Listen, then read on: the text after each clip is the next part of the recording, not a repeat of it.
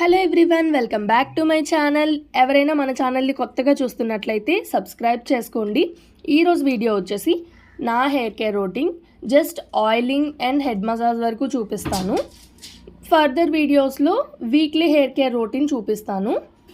నేను ఎలా హెయిర్ని కోమ్ చేసుకుంటాను, మసాజ్ చేసుకుంటాను అండ్ ఎలా ఆయిలింగ్ చేసుకొని బ్రైడ్ చేసుకుంటాను అనేది చూపిస్తున్నాను.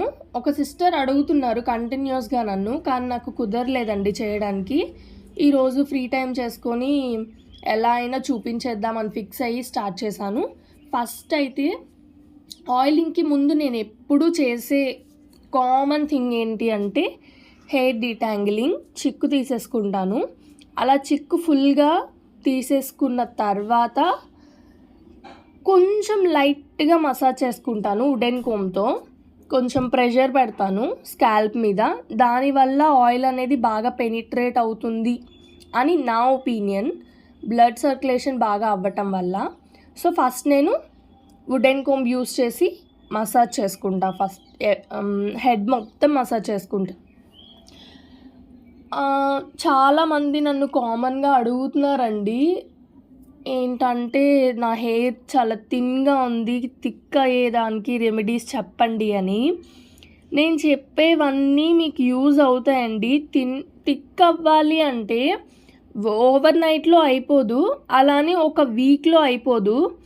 అట్లీస్ట్ మనం దానికి టైం ఇవ్వాలి. కొంచెం న్యాచురల్ రెమెడీస్ కాబట్టి ఇంకొంచెం టైం ఎక్కువ తీసుకుంటుంది. ఏదైనా కెమికల్స్ అలాంటివి అయితే రియాక్షన్ తొందరగా చూపించే హెయిర్ ఫాల్ అవ్వడమో హెయిర్ గ్రోత్ అవ్వడమో ఏదో ఒకటి అవుతుంది.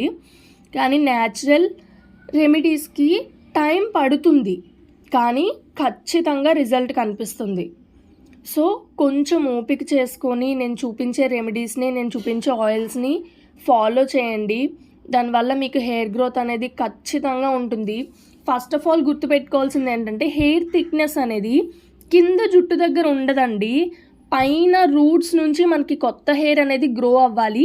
అప్పుడు హెయిర్ థిక్నెస్ అనేది వస్తుంది. యాక్చువల్గా నేను కూడా దానికోసమని రెమెడీస్ ట్రై చేస్తున్నా. చెప్పాను కదా నాది ఆల్రెడీ స్టెప్ కట్ అని. స్టెప్ కట్ అవ్వడం వల్ల పైన అంతా చాలా థిక్గా ఉండి కిందకు వచ్చేసరికి చాలా థిన్గా ఉంటుంది హెయిర్. లాస్ట్ లేయర్ చాలా థిన్ అయిపోతుంది. సో నేను ఆ హెయిర్ మొత్తాన్ని లెవెల్ చేయడం కోసం నేను కూడా హెయిర్ గ్రోత్ ఛాలెంజ్ తీసుకొని ఇలా రెమెడీస్ అన్నీ ట్రై చేస్తున్నాను. నేనేమైతే ట్రై చేస్తున్నానో మీతో అవి షేర్ చేసుకుంటున్నాను. ఓకే, వీడియోలోకి వచ్చేస్తే నేను ఆయిల్ పెట్టుకునే ముందు డబల్ బాయిలింగ్ మెథడ్లో ఆయిల్ని బాయిల్ చేస్తాను. అంటే ఫస్ట్ కొన్ని వాటర్ తీసుకొని దాన్ని వేడి చేసి ఆ వాటర్లో ఒక కప్లో ఆయిల్ తీసుకొని ఆ ఆయిల్ని అందులో డిప్ చేస్తాను. దానివల్ల ఆవిరికి ఆయిల్ అనేది బాయిల్ అవుతుంది. డైరెక్ట్గా స్టవ్ మీద బాయిల్ చేయకూడదా అని అడిగితే చెయ్యొచ్చు అండి. కాకపోతే ఆల్రెడీ మనం ఆయిల్ని మరిగిస్తాం ప్రిపేర్ చేసినప్పుడు. ఇంకా డైరెక్ట్గా స్టవ్ మీద బాయిల్ చేయడం వల్ల అందులో ఉన్న క్వాలిటీస్ పోతాయేమో అని నా ఒపీనియన్ కాదండి, పోతుంది. డైరెక్ట్గా హీట్ అనేది దానికి తగలడం వల్ల ఖచ్చితంగా పోతాయి. సో డబుల్ బాయిలింగ్ మెథడ్లో వేడి చేయడం వల్ల మన స్కాల్ప్కి ఎంతైతే హీట్ అవసరమో అంత మాత్రమే వేడవుతుంది. సో హెయిర్ గ్రోత్ అనేది ఫాస్ట్ ఉంటుంది ఆయిల్ బాయిల్ చేసి రాసుకోవడం వల్ల. అదనమాట. నెక్స్ట్, హెయిర్ ఆయిలింగ్ అయిన తర్వాత హెయిర్ని కూమ్ చేయకూడదు. ఎందుకు అంటే చెప్తాను. ఫస్ట్ మనం ఇప్పుడే ఆయిల్ పెడతాం కదా, దానివల్ల స్కాల్ప్ అంతా చాలా తడిగా ఉంటుంది. ఆ తడి మీద ఆయిల్ పెట్టుకున్న తర్వాత మసాజ్ చేయడం వల్ల కొంచెం చిక్ అవుతుంది హెయిర్ అయితే. అప్పుడు మీరు కోమ్ పెట్టి దువ్వటం వల్ల హెయిర్ తెగిపోవటం కానీ లేకపోతే రూట్స్ నుంచి వచ్చేయటం కానీ జరుగుతుంది. సో ఆయిల్ పెట్టుకున్న తర్వాత అట్లీస్ట్ దానికి ఒక హాఫ్ అన్ అవర్ అయినా టైం ఇవ్వాలి చిక్కు అంతా నీట్గా తీసుకోవడానికి. అందుకనే నేను మ్యాక్సిమం చిక్కు హెయిర్ ఆయిలింగ్కి ముందే తీసేసుకుంటాను. సో హెయిర్ ఆయిలింగ్ తర్వాత నాకు అంత ఎక్కువ హెయిర్ లాస్ అనేది ఉండదు.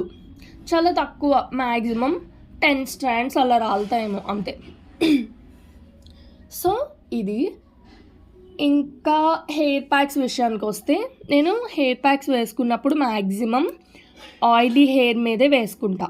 ఎందుకు అంటే నా హెయిర్ నార్మల్గానే చాలా డ్రై అండి. చాలా డ్రై అండ్ చాలా రఫ్. నేను ఎన్ని హోమ్ రెమెడీస్ ఏం ట్రై చేసినా అవి అప్పటి వరకే పనిచేస్తున్నాయి. అంటే నేను అర్థం చేసుకున్నది ఏంటి అంటే, జెనెటికల్లీ నా హెయిర్ ఇంతే, నా హెయిర్ రఫ్. కాకపోతే నేను రఫ్ కదా అని చెప్పేసి వదిలేను. ఖచ్చితంగా నేను ఫాలో అవ్వాల్సినవి ఫాలో అవుతాను. అలా అని చెప్పేసి సీరమ్స్, కండిషనర్స్ అస్సలు పెట్టను. నాకు నా హెయిర్ అంటే చాలా ఇష్టం. అది దానికి ఏమైనా అయితే నేను తీసుకోలేను. ఎందుకంటే ఫేస్ మీద ఏమైనా పింపుల్స్ వచ్చాయనుకోండి, ఒక 1 వీక్, ఒక 1 మంత్ క్యూర్ అయిపోతాయి. కానీ హెయిర్ ఫాల్ అనేది స్టార్ట్ అయిందంటే మనకి కొన్ని ఇయర్స్ పడుతుంది మళ్ళీ ఆ హెయిర్ రీగ్రోత్ అవ్వడానికి. సో హెయిర్ మీద ఎలాంటి డేంజరస్ ఎక్స్పెరిమెంట్స్ చేయను. అందుకనే నేను ఎలాంటి బ్రాండ్ ఆయిల్స్ అవి యూస్ చేయను. ఏమో తెలీదు, నా స్కిన్ ఆల్రెడీ సెన్సిటివ్. నా స్కిన్ లాగానే నా స్కాల్ప్ కూడా సెన్సిటివ్ ఏమో, దానికి రియాక్ట్ అయ్యి ఊడిపోతుందేమో అని చెప్పేసి నా భయం. అందరూ అడుగుతున్నారండి హెయిర్ ఆయిల్స్ చెప్పండి, హెయిర్ ప్యాక్స్ చెప్పండి అని. నేను చెప్పినవి యూస్ చేయండి, దానివల్ల మీకు చాలా మంచి రిజల్ట్ ఉంటుంది. కాకపోతే టైం పడుతుందండి. మీరనే కాదు, ఇప్పుడు నన్ను ఎవరైనా బయట కూడా మీ హెయిర్కి ఏం యూస్ చేస్తారు చెప్పండి, హెయిర్ ఆయిల్ ఏంటి అని అడుగుతారు. నేను ప్రాసెస్ అంతా చెప్పిన తర్వాత బాబోయ్ ఇంత ప్రాసెస్సా, మేము చేయలేము అని అంటారు. పాతకాలం రోజుల్లో అనుకోండి, వాళ్ళు కేర్ తీసుకోకపోయినా హెయిర్ ఏదో మర్రి చెట్టు ఓడలు పెరిగినట్టు పెరిగిపోయేది. ఎందుకు అంటే అప్పుడు తినే ఫుడ్ అలాంటిది. వాళ్ళు కుంకుడుకాయలు యూస్ చేసేవాళ్ళు, మందారమాకు యూస్ చేసేవాళ్ళు, కాబట్టి అప్పుడు జుట్టు అలా పెరిగేది. కానీ ఇప్పుడు మనం తింటున్న ఫుడ్ ఏంటండి, అసలు మనం హెయిర్ ఆయిల్ పెట్టడానికే టైం ఉండట్లేదు చాలామందికి. హెయిర్ పెరగమంటే ఎలా పెరుగుతుంది? దానికి కొంచెం టైం తీసుకోండి. అట్లీస్ట్ వీక్లీ 2 టైమ్స్ అయినా ఆయిలింగ్ చేసుకోండి హెయిర్కి. వీక్లీ 2 టైమ్స్ హెడ్ బాత్ చేయండి. ఈ హెడ్ బాత్ చేసే హాఫ్ అన్ అవర్ ముందు లేదా 45 మినిట్స్ ముందు ఏదో ఒక హెయిర్ ప్యాక్ వేసుకోండి. సింపుల్. వాటర్ హీట్ అయ్యేలోపు స్నానానికి ఈ హెయిర్ ప్యాక్ వేసేసుకుంటే టైం కవర్ అవుతుంది కదా. సో దానివల్ల మనకి బెనిఫిట్ ఉంటుంది. మనం కేటాయించాలి పర్టికులర్గా టైం అని అనుకుంటే కుదరదండి ఏది. ఇంకా అలా ఫ్లోలో వెళ్ళిపోవాలి అంతే. మనకి మన హెయిర్ కావాలి అంటే ఖచ్చితంగా మనం ఫాలో అవ్వాలి అనుకొని మనం ఫాలో అయిపోవాలి అంతే. ఫ్రంట్లో చూపిస్తున్నాను కదా, ఫ్రంట్లో హెయిర్ లాస్ అనేది చాలా ఎక్కువ ఉంటుంది. సమ్మర్ కదా ఇంకా ఎక్కువ ఉంటుంది.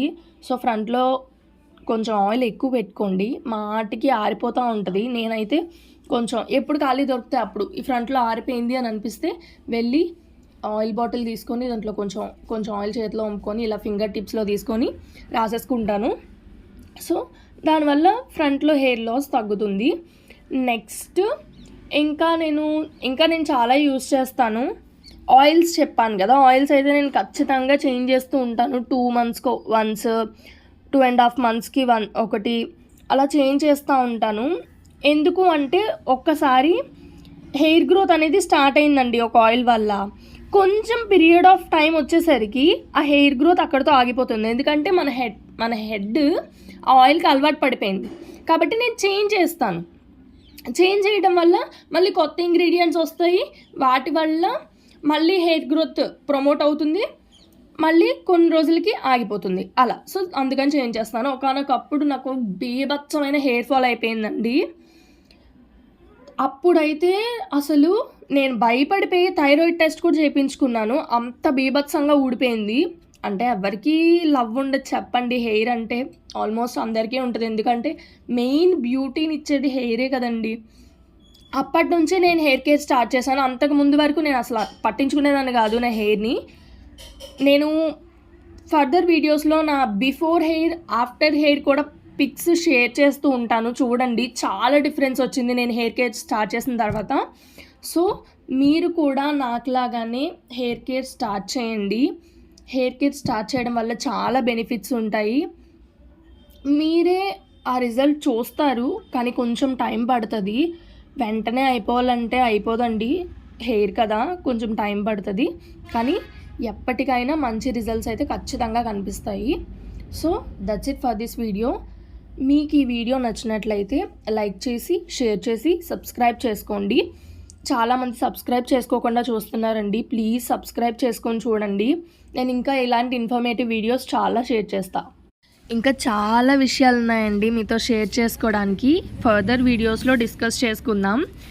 సో ఈ వీడియోకి అయితే ఇంతే. Thanks for watching. Before after pics add చేస్తాను చూడండి. ఇది నా before pic hair care start చేయకముందు, ఇది after pic hair care start చేసిన తర్వాత. డిఫరెన్స్ మీకే తెలుస్తుంది కదా.